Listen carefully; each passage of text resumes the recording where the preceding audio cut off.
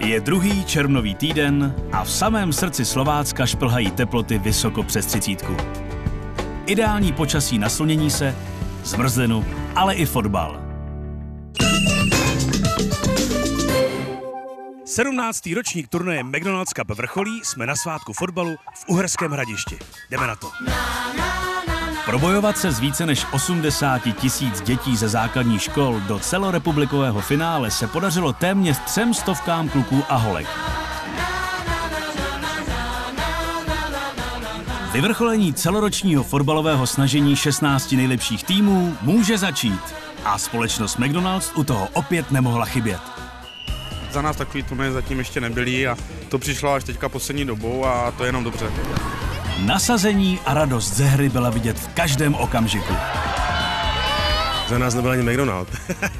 Takže určitě jsme jezdili na nějaký menší turnaje, ale samozřejmě nedá se to srovnat tady s tím. Já si myslím, že těch turnajů by mělo být víc a myslím si, že ta úroveň postupem těch let samozřejmě jde nahoru a objevují se tady čím dál lepší hráči.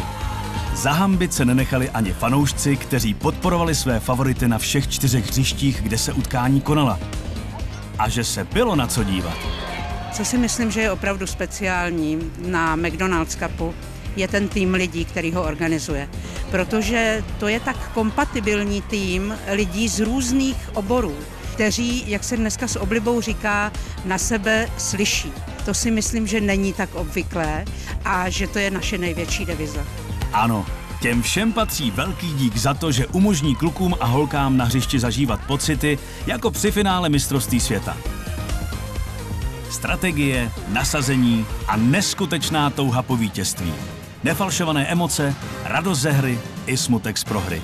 To všechno je McDonald's Cup. Podpořit mladé fotbalové naděje přišly i jejich vzory. Všem klukům a holkám bych popřál, aby se jim dařilo a ať vyhraje ten nejlepší. Ať se snaží vyhrávat veškerý turnaje, na který přijedou, veškerý zápasy a když se nesmíří s porážkou, tak to dotáhnou co nejdál. Pokud mají fotbal rádi a nedostanou se do nějakého velkého celku, nevadí, tak ať to dělají jen vlastně pro vlastní potěšení.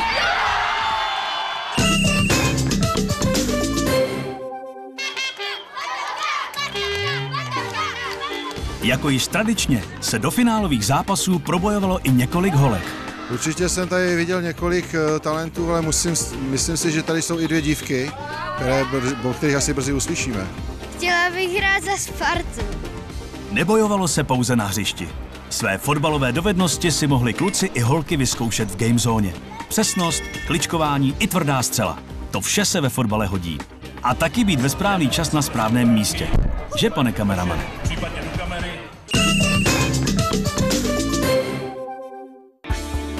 Organizátoři, partneři a hosté svátku fotbalu přijali pozvání starosty Uherského Hradiště pana Tichavského. Myslím, že fotbal se na radnici ještě nehrál.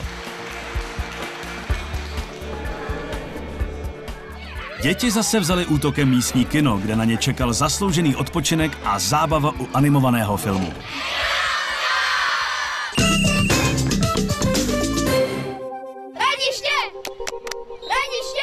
Než se pustíme do závěrečného dne, vrátíme se v čase do krajského finále. McDonald's je, jestli ne vůbec nejoblíbenější, tak jedna z nejoblíbenějších soutěží. Zájem je vzestupný právě proto, že to je soutěž pro takovéhle kluky atraktivní kopaná. To středočeské krajské finále v Mladé Boleslavi s přehledem vyhrál tým Mnichova Hradiště.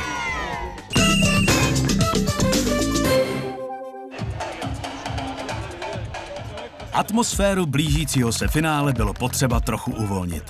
O to se postaral tradiční zápas hvězd proti výběru McDonald's.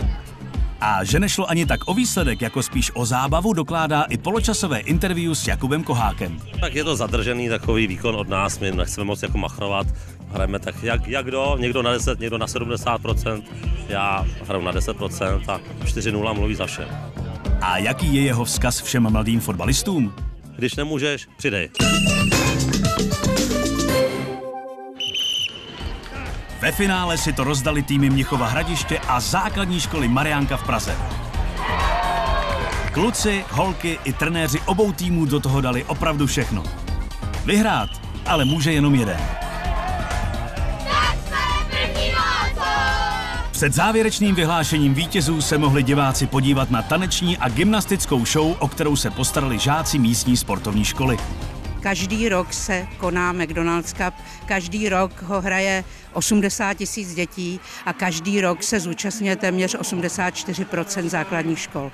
A děti mají určitě krásné zážitky. A pak už to přišlo.